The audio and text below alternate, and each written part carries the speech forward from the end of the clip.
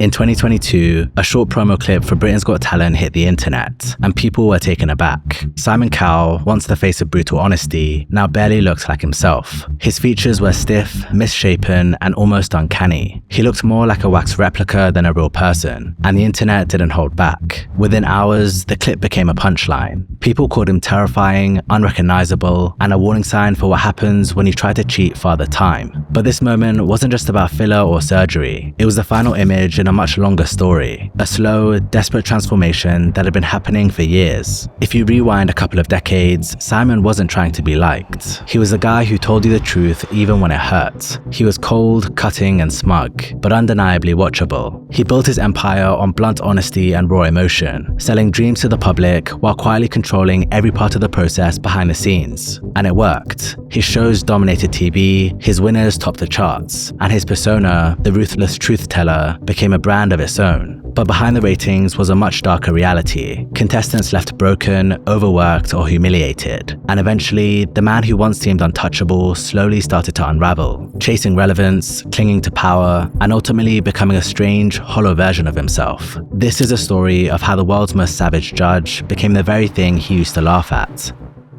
Before the hit shows, Simon Cowell was just another young man trying to make it in the music business. His father was an executive at EMI Music Publishing, and he got Simon a mailroom job. This is where he got his first glimpse inside the industry. After some time in that role, his parents helped him land another position at EMI as a song plugger. His job was to pitch songs to A&R teams, hoping different artists would record them, giving old tracks a new life through fresh covers.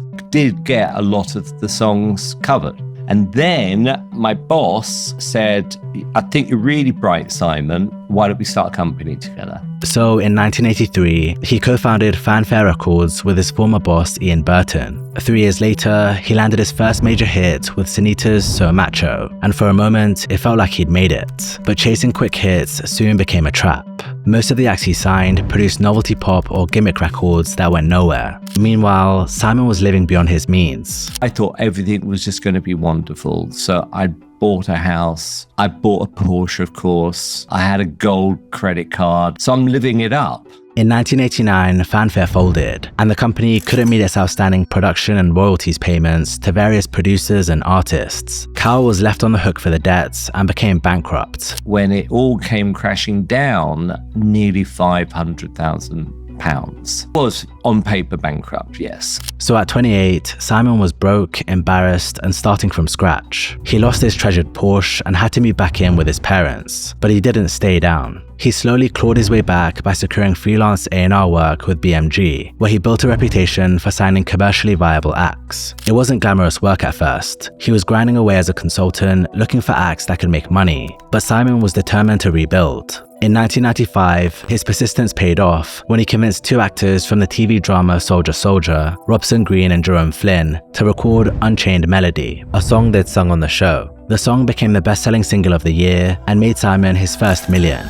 From there, he kept the momentum going, signing successful acts like Five and Westlife throughout the late 90s. By 2001, he was ready for his next big gamble. He teamed up with Spice Girls manager Simon Fuller to create Pop Idol, convincing ITV to take a chance on the show and on him as a judge. As soon as the show launched in 2001, Simon made an impression. His blunt delivery and dry humor made him unlike any judge audiences had seen before. He wasn't cruel for the sake of it, at least not yet. He called things as he saw them, and the shock of someone actually saying, "You're just not good enough" on primetime TV quickly became the show's hook. We have to be serious for a moment.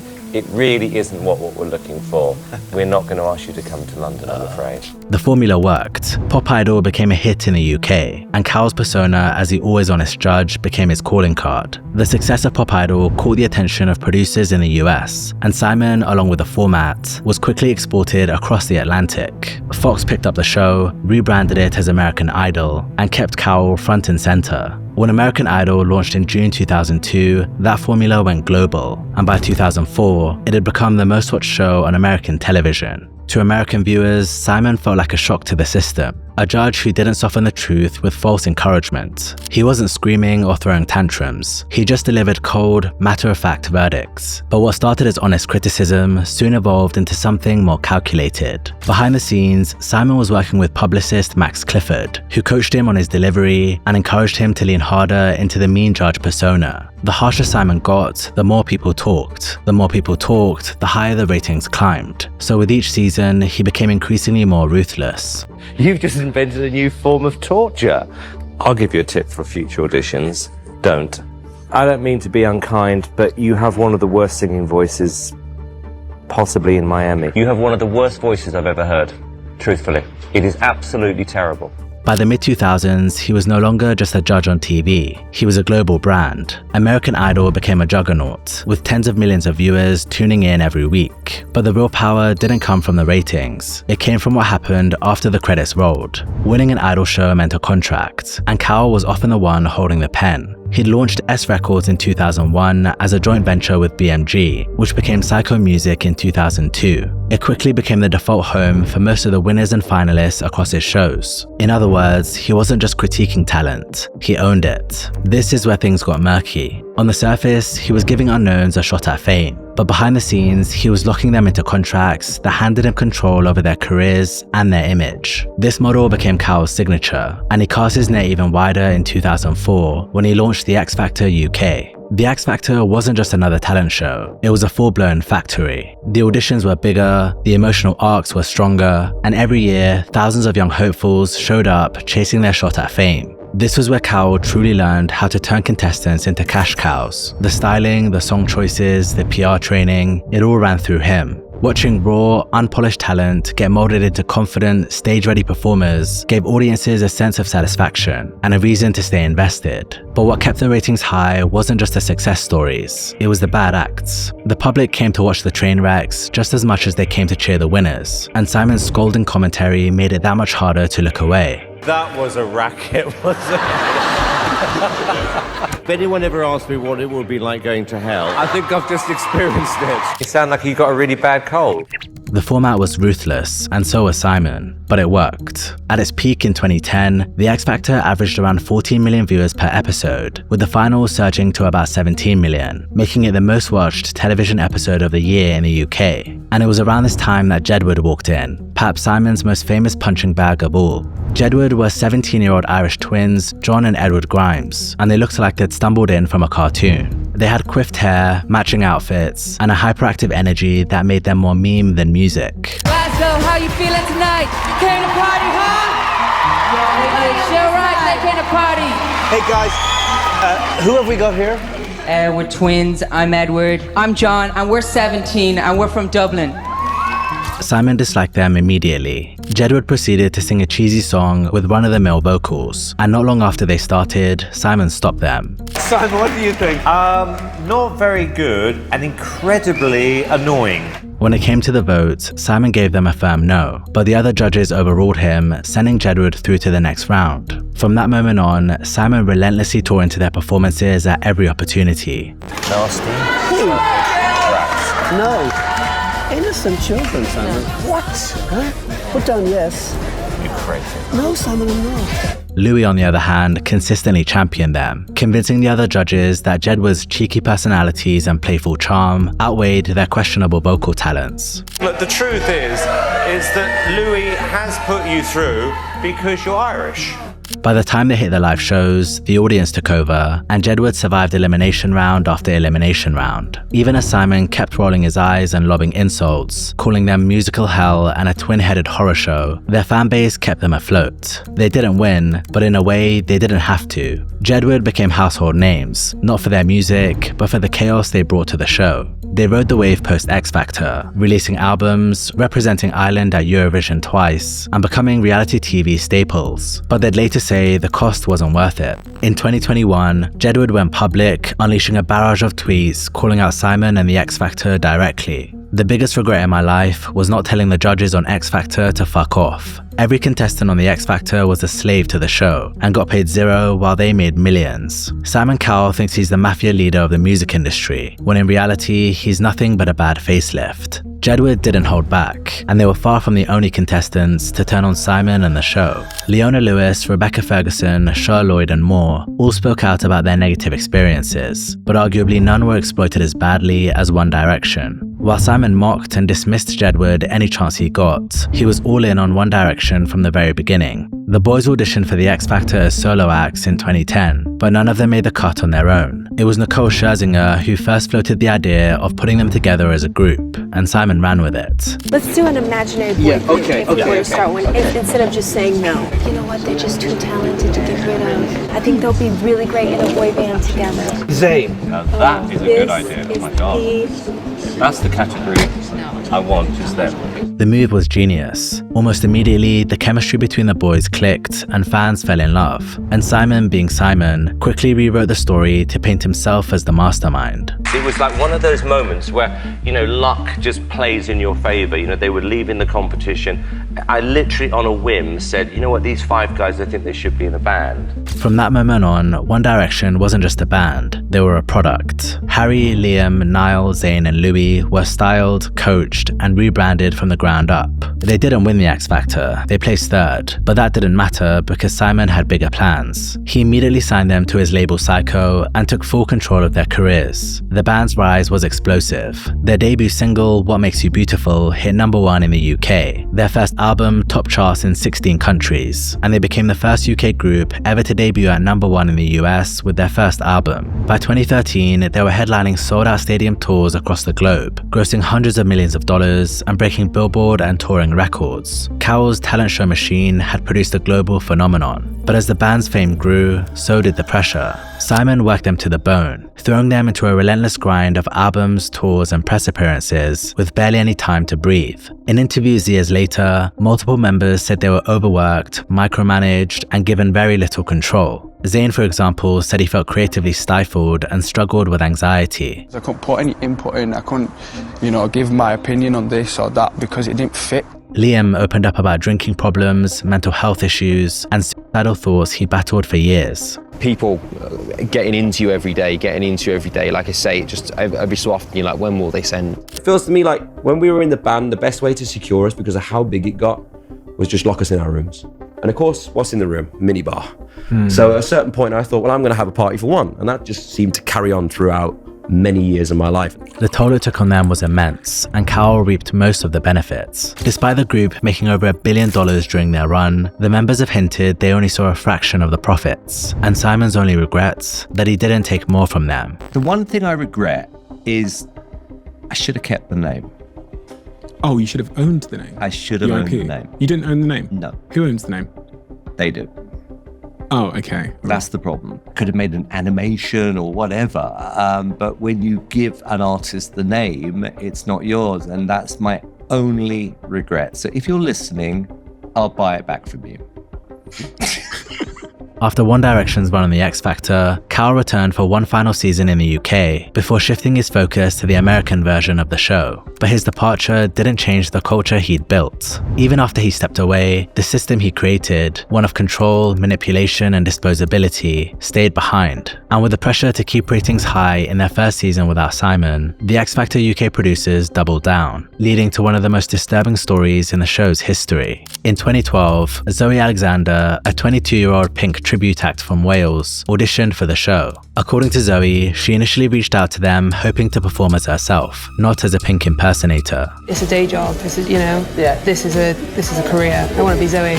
She submitted 5 song choices to the producers, none of them by Pink, but ultimately they insisted she perform a Pink track anyway. He basically said if I didn't, I wouldn't be going on the show, so I agreed. She claimed that from the start, the show was determined to box her into that identity. When she went in to do her pre-audition interview, all they kept asking her about was Pink. All he wanted to talk about was Pink. Have you seen Pink live? Do you know Pink's real name? Do you think you're like Pink in real life? Zoe said they showed no real interest in her as an individual, only in shaping a narrative that cast her as a Pink clone. Then, just before going on stage, a producer took her to one side and encouraged her to give an overly emotional performance. And he said, make sure you use all of the stage, give the best performance you can give, and if the judges say no, beg them, cry, get down on your knees and beg. When she finally got on stage, the judges asked her what she was hoping to get out of her audition, and she responded saying, I'm hoping to get a bit of an identity, my own identity. However, when she told them she'd be singing a Pink song, something the producers had pressured her into, they didn't look impressed. I'm going to sing So What by Pink. Pink, okay. Zoe went on to give an energetic performance full of attitude and dramatic gestures, but her vocals were lacking and the judges stopped the song midway through. They explained how they found it confusing that she came out saying she wanted to find her own identity and then sang a Pink track, but gave her a chance to sing a second song. Should we get a second song? Yeah. Zoe decided to sing Next to Me by Emily Sandé, but again, her vocals didn't land and the judges stopped her mid-song. I think you need to go away and really find your own lane and find what sounds right for your voice. She received 4 no's from the judges, and from here, things went downhill fast. I wanted to be me. You guys told me to sing a Pink song. Zoe stormed off the stage, throwing her microphone on the ground, and shortly after came back out with her dad. Stay on the stage.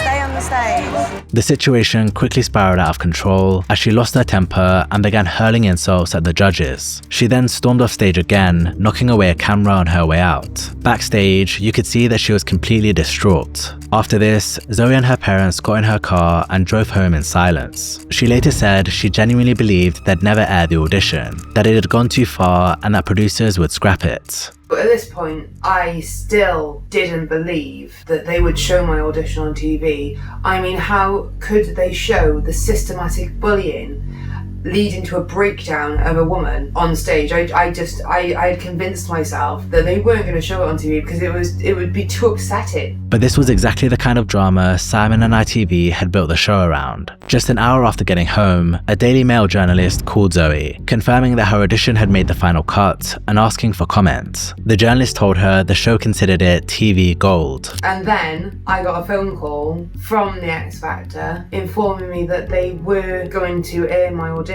They were going to air my audition, and did I want them to handle my publicity and for them to represent me?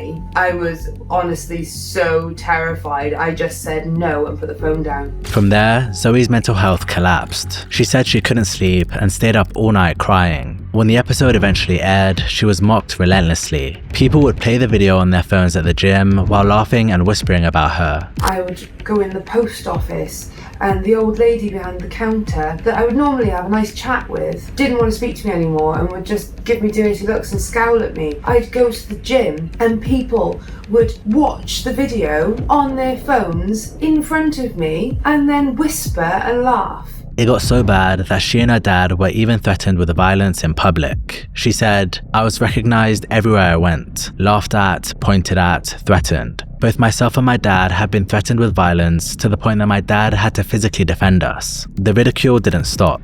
Her clip was packaged into Viral Meltdown and Angriest Contestant compilations on YouTube that racked up nearly 100 million views combined. The damage to her reputation lingered for years, and Zoe's mental state became so bad that she almost ended it all. I poured myself a large glass of wine and I drank it, and then I tried to take my own life.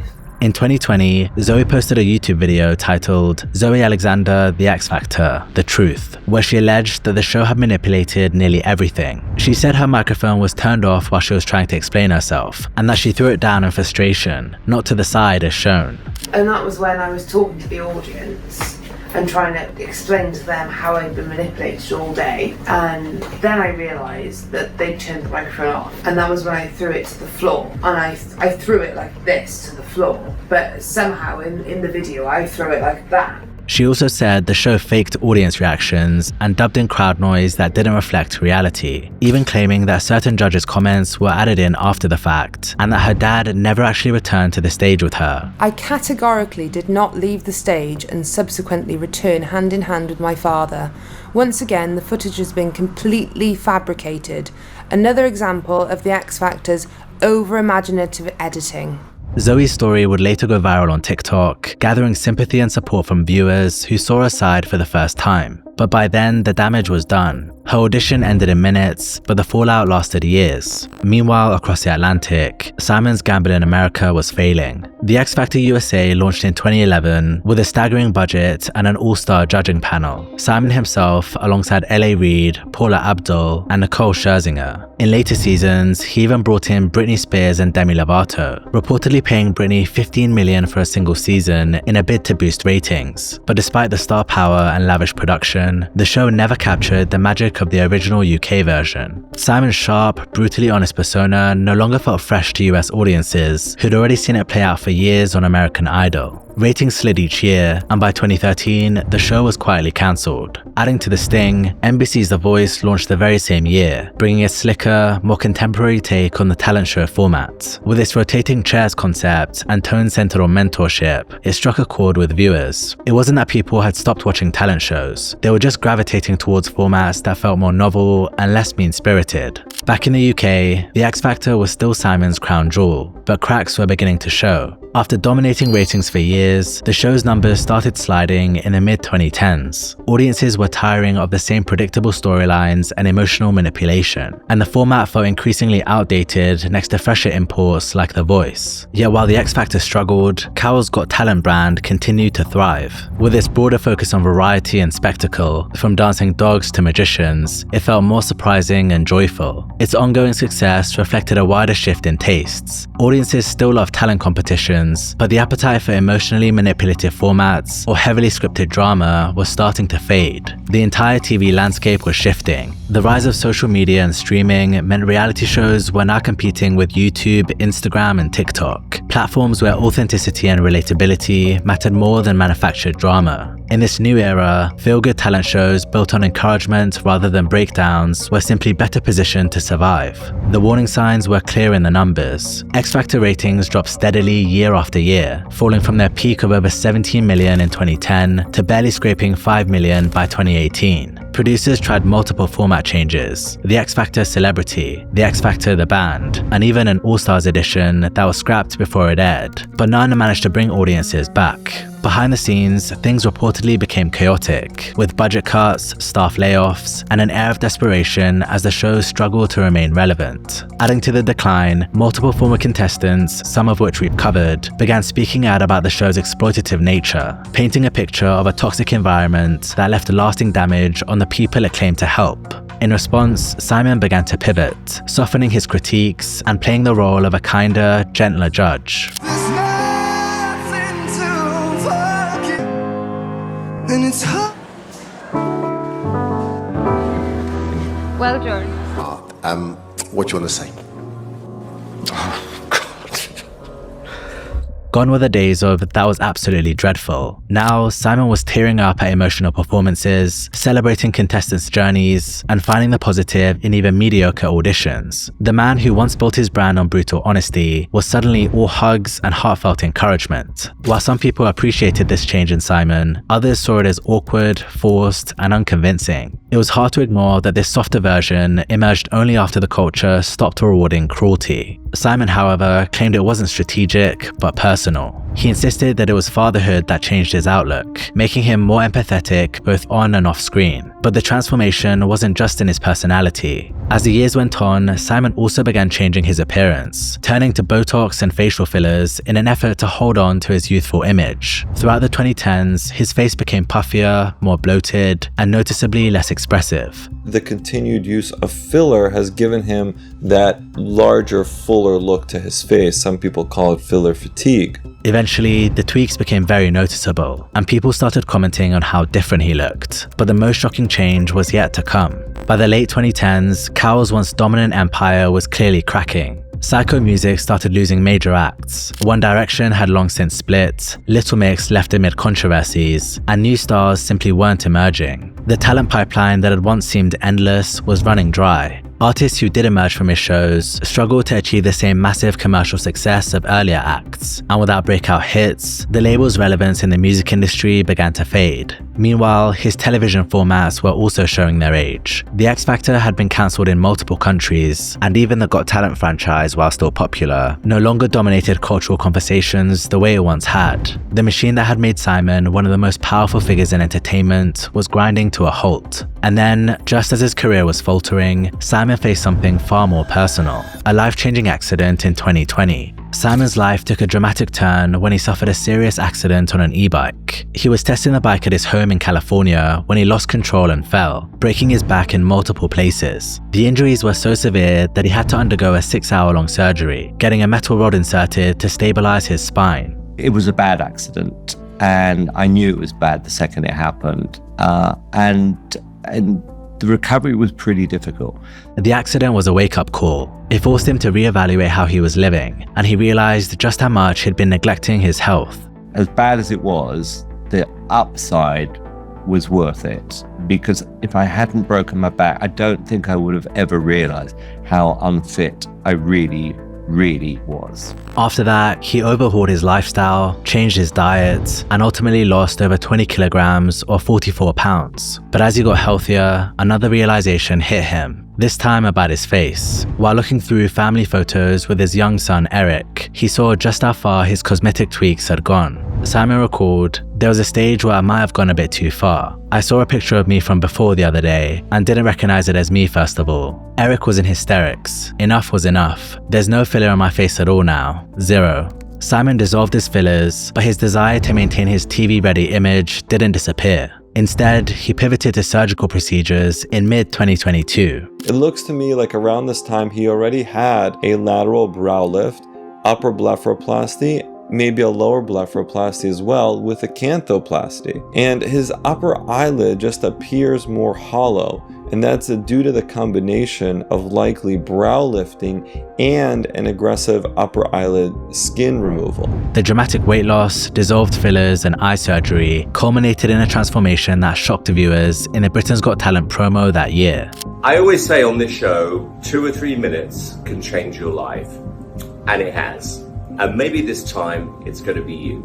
The 2022 BGT promo video took the public completely by surprise. After years of seeing less of Simon, viewers were stunned by how drastically his face had changed, and the clip went viral almost instantly. The internet reaction was merciless. Blows my mind how people are so scared of looking old, they'd prefer to look like a half-melted action figure. Dude was genetically blessed with a good-looking natural face and decided it wasn't enough. Whoever worked on him should have their medical license revoked. While the comments were undeniably harsh, the irony wasn't lost on the public. For years, Simon had built his empire on blunt critiques and televised humiliation. Now, he was the one being dissected, picked apart in the same way he'd once picked apart countless hopefuls. In a culture that had largely turned against the kind of harshness and public shaming he represented, there was a sense of poetic justice in seeing the former king of judgment become the subject of it. In the years since that viral BGT promo, Simon has kept a lower profile. He still appears on Britain's Got Talent and America's Got Talent, but the man who once dominated pop culture no longer commands the same headlines or influence. His label Psycho has effectively dissolved, and the X Factor UK, a show that defined an entire era of television, was quietly cancelled in 2021 after 17 years. Today, Simon presents himself as a family man.